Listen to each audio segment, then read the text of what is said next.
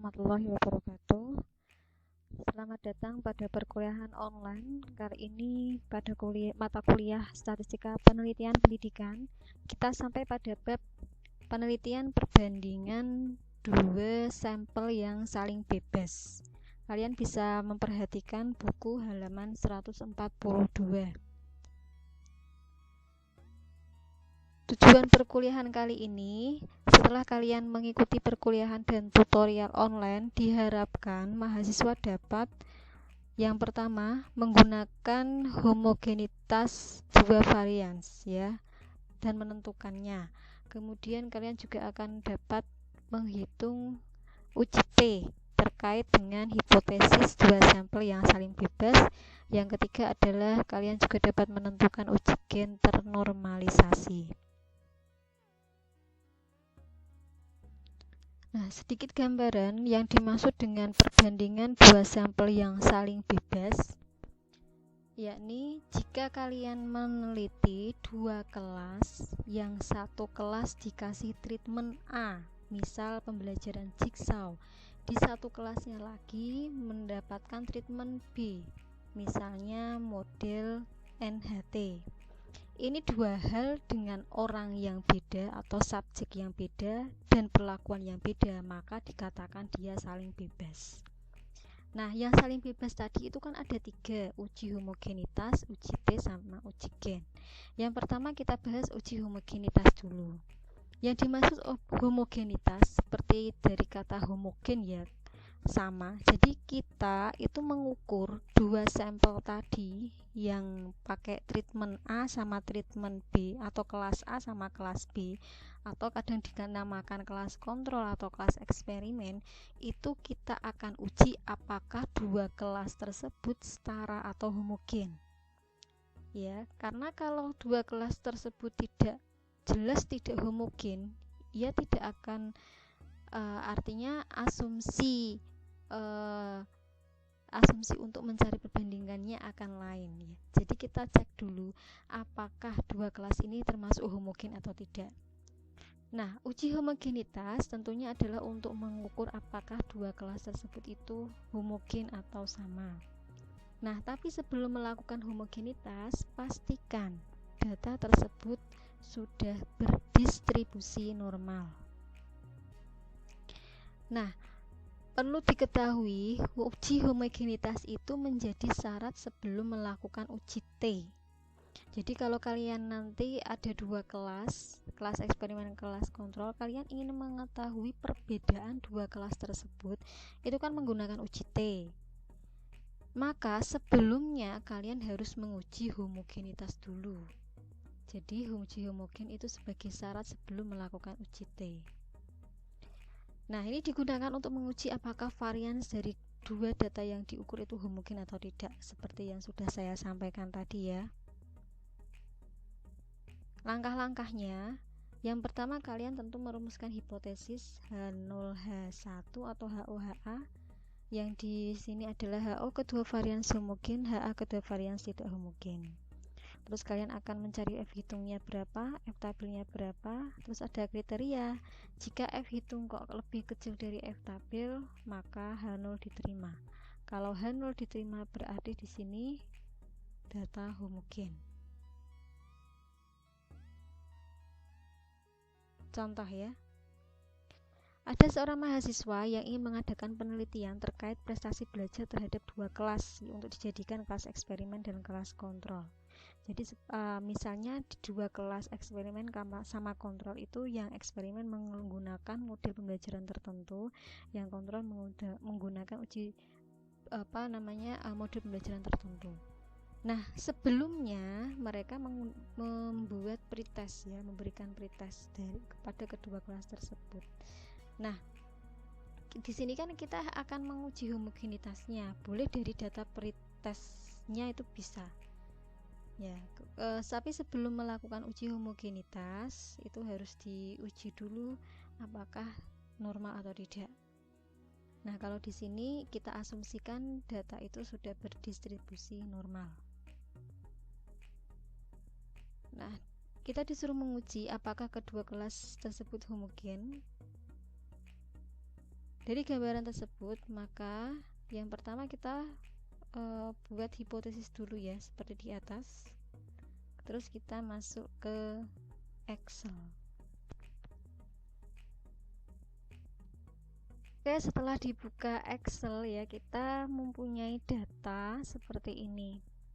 Nah, kalian nanti silakan berlatih bisa dengan data sembarang ya. Nah, ini merupakan contoh data rekap kemampuan awal pretest ya, prestasi belajar siswa. Jadi tadi seperti yang diceritakan, sebelum mereka melakukan penelitian itu mereka memberikan pretest kepada siswa. Nah, data pretest itu di 2 kelas diperoleh. Ini nilai yang untuk eksperimen dan ini yang nilai untuk kelas kontrol. Nah, di sini ada nomor, ada kelas eksperimen, ada kelas kontrol ya. Ini nilai awalnya. Ini datanya. Di sini kebetulan 2 kelas itu jumlahnya sama 48. Tapi misalnya nanti kalian di lapangan itu kelas yang kalian teliti jumlahnya beda, ya udah itu saja dipakai, tidak perlu menyamakan ya. Karena di uji homogenitas itu banyaknya jumlah siswa tidak harus sama. Yang pertama kita buat hipotesis dulu. Yang di sini ada H0, H1 atau kalian juga bisa pakai HOHA. Kedua varians homogen, kedua varians tidak homogen. Terus kalian bisa membuat kolom ini ya, kelompok banyak data rata-rata varians ya. Kalian di bagian bawah ini kan sudah melengkapi. Rata-rata berarti sama dengan average ya. Ya, ditarik ini ke atas, kemudian di bawahnya itu ada simpangan baku, boleh simpangan baku, boleh varians. Kita lihat dulu kalau data yang di sini yang dicari varians ya. Nah, kalian bisa mencari langsung aja, di sini ada simpangan baku, di bawahnya varians. Nanti boleh kalau kalian langsung mencari varians saja karena sesuai kebutuhan ya.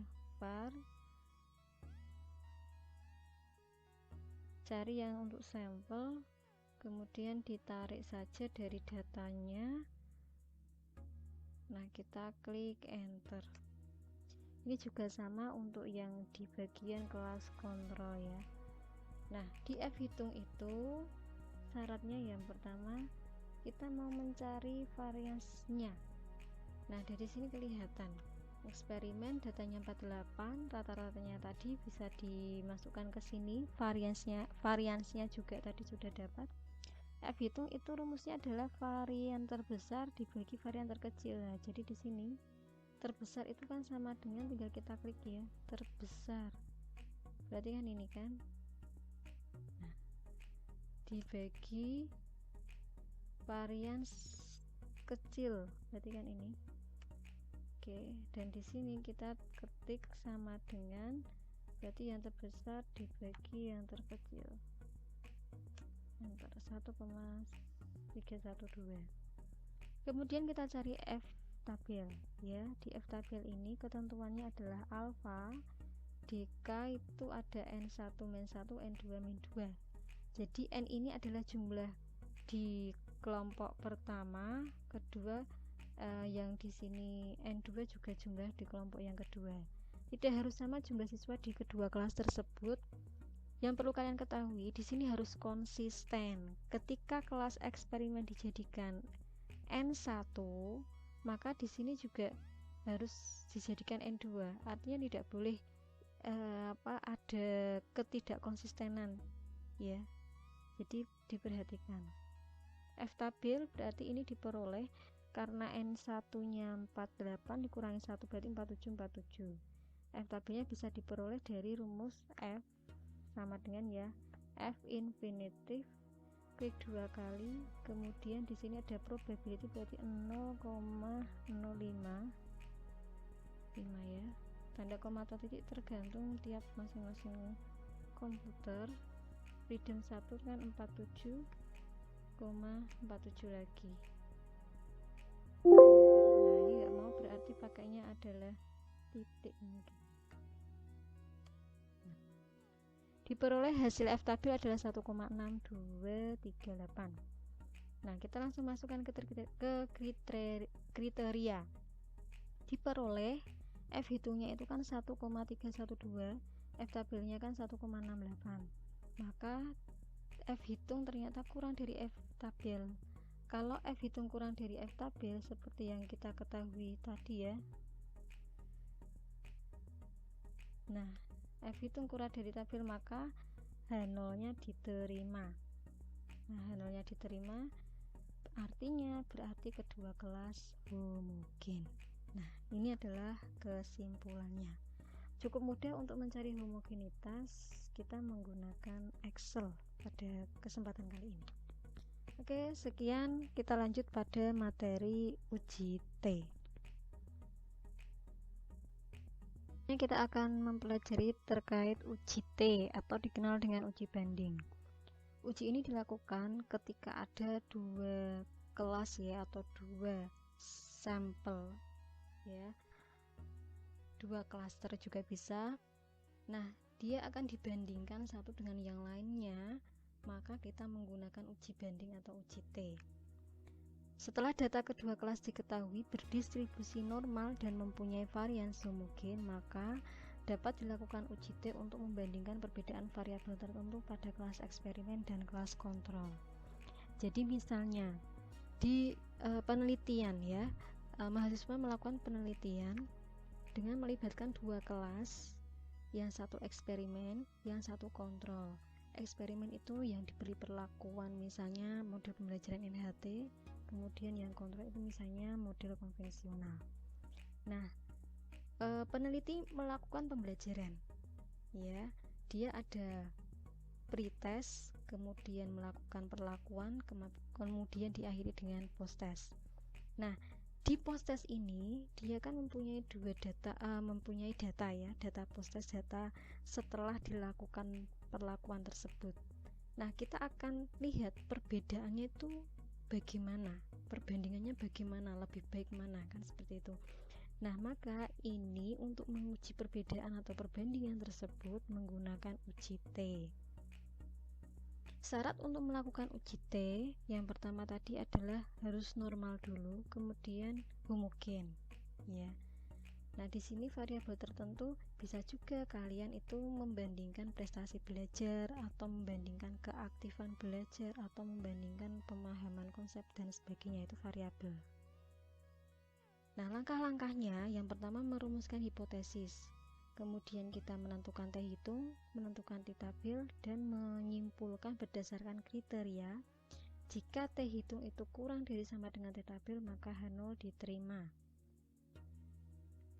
Contoh, ada seorang mahasiswa mengadakan penelitian terkait perbandingan prestasi belajar. Nah, ini variabel pada dua kelas, yaitu kelas eksperimen menggunakan jigsaw, kelas kontrol menggunakan konvensional.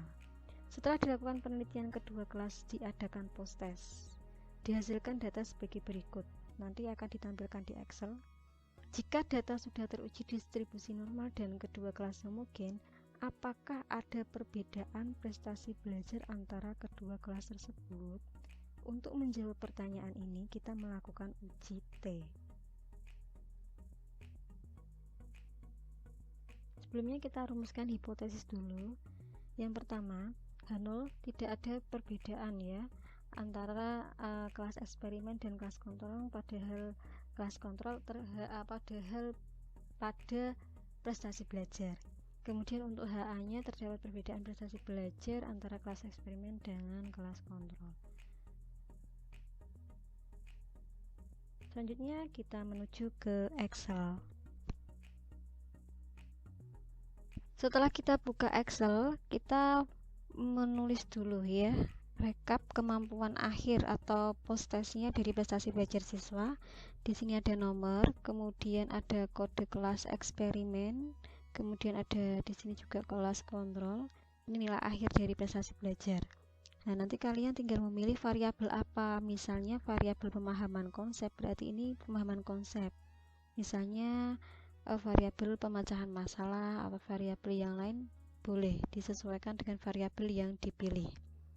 Nah, ini kebetulan ada jumlah siswa sebanyak 48. Seperti yang tadi sebelumnya, kita hitung rata-ratanya pakai average, kemudian simpangan bakunya dan varians ya. Ini tidak perlu saya jelaskan karena sudah sering ya, tinggal nanti melihat postingan sebelumnya. Nah, untuk H0 kita buat dulu. Di sini adalah hipotesisnya seperti yang tadi sudah disampaikan. Untuk H0 tidak terdapat perbedaan prestasi belajar antara kelas eksperimen dan kelas kontrol, sedangkan H1 atau HA terdapat perbedaan. Langkah selanjutnya setelah melakukan merumuskan hipotesis adalah menentukan simpangan baku gabungan.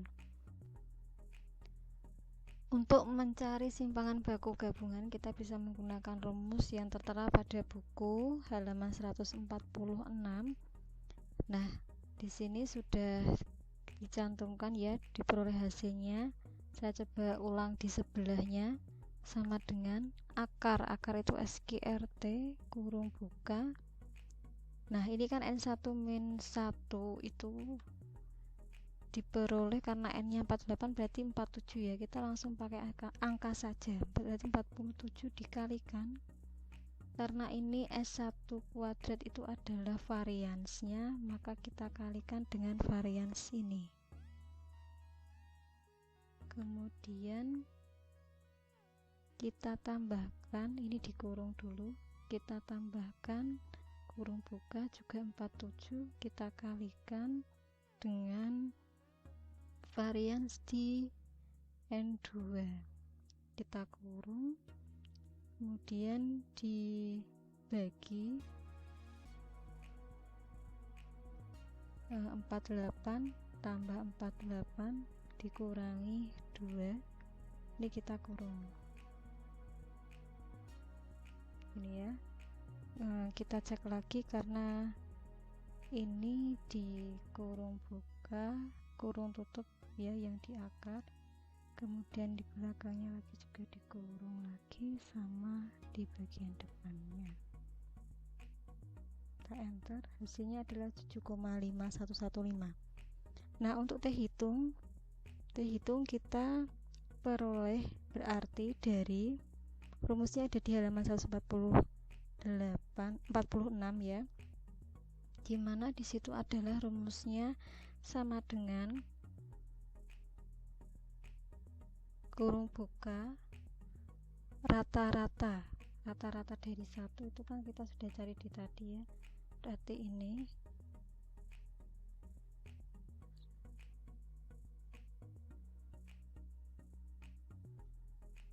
kita coba ulangi, rata-rata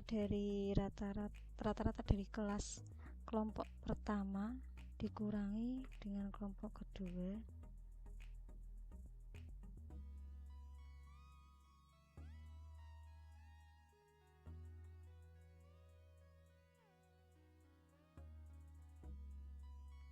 kita ulang dulu, sama dengan kurung buka rata-rata dikurangi ya, kemudian dibagi dengan simpangan baku yang diperoleh, yakni tadi simpangan bakunya adalah 7, ini ya, kita fix saja, kemudian kita kalikan dengan SQRT kurung buka, di situ 48 ditambah 48 dibagi 48 kali 48, kita tutup. Nah, ini perlu dikurung ya, karena operasinya ini kan operasi campuran, kurangi ini, kemudian SQRT-nya ini dikurung. Oke, kemudian ini sebagai pembilang dikurung juga sampai yang akhir juga. Nah, enter, diperoleh 14,95. Kalian bisa perhatikan di bagian atas ini ya.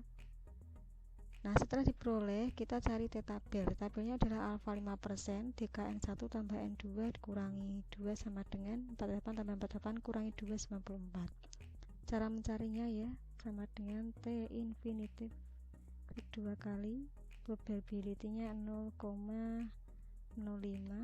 koma sama titik nanti disesuaikan dengan format format dari komputer masing-masing.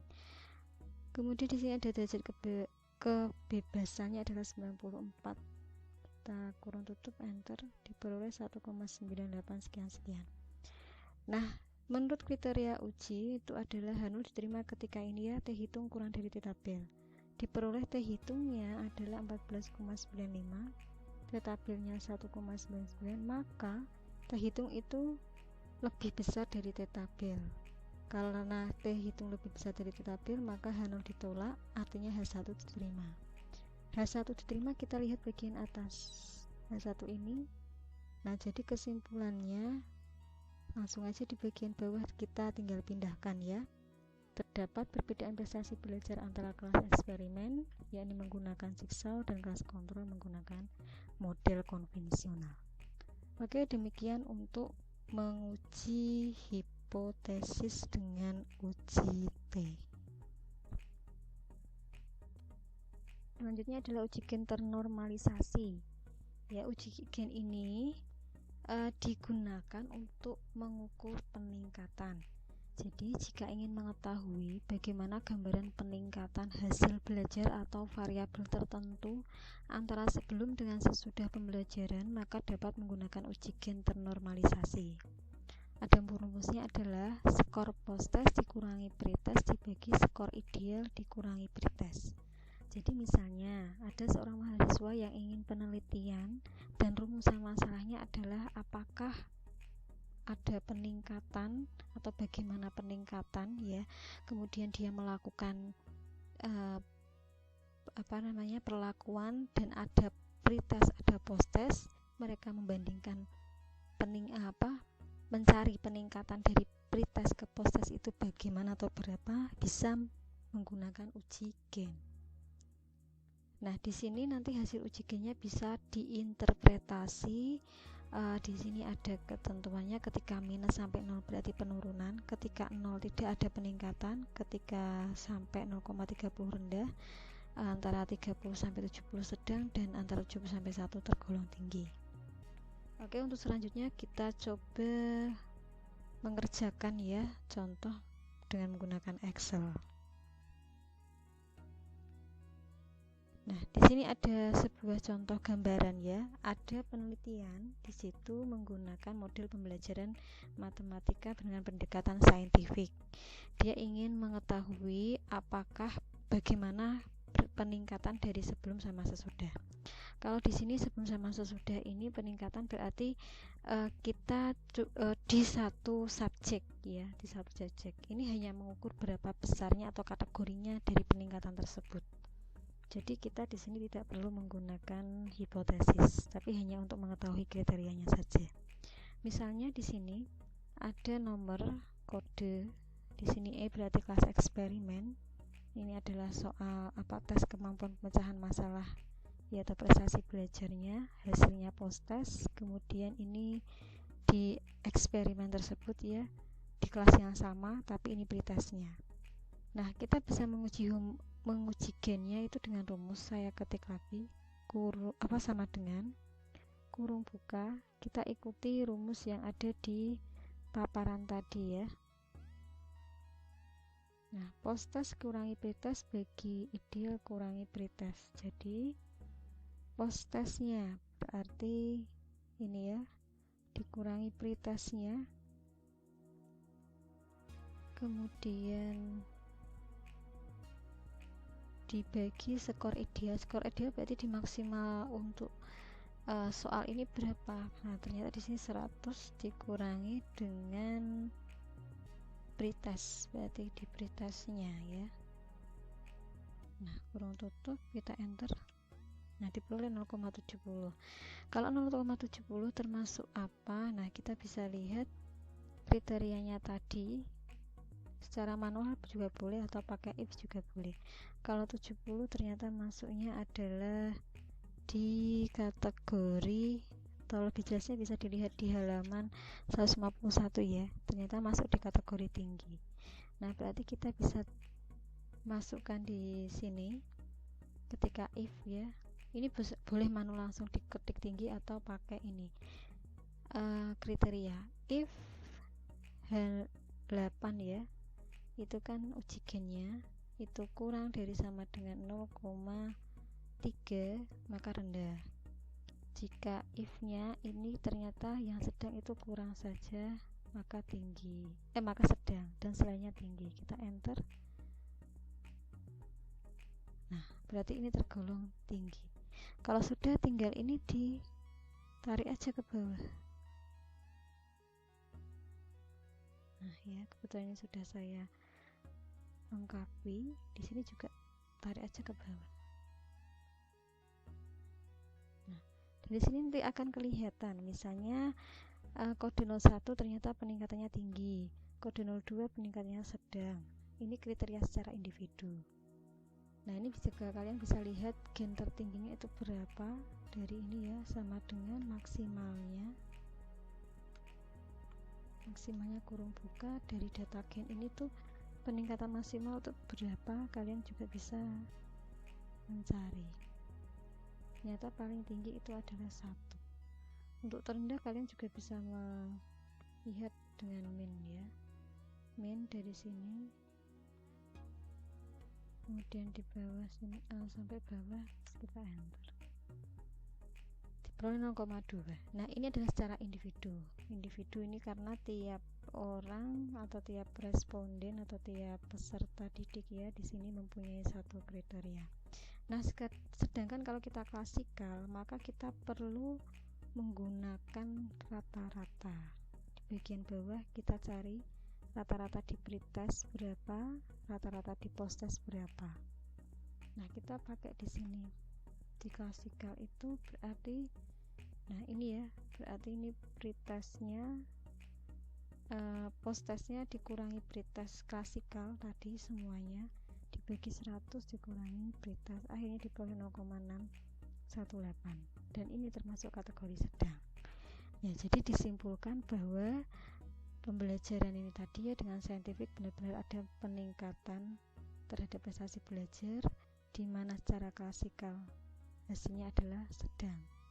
Adapun gen tertinggi 1 dan gen terendah 0,20. Oke, demikian perkuliahan kali ini. Sudah ada 3 hal yang kita pelajari, yakni ada uji homogenitas, uji T, dan uji gen ternormalisasi. Semoga bermanfaat. Setelah ini akan ada tugas sebagai latihan. Tetap semangat belajar. Terima kasih. Wassalamualaikum warahmatullahi wabarakatuh.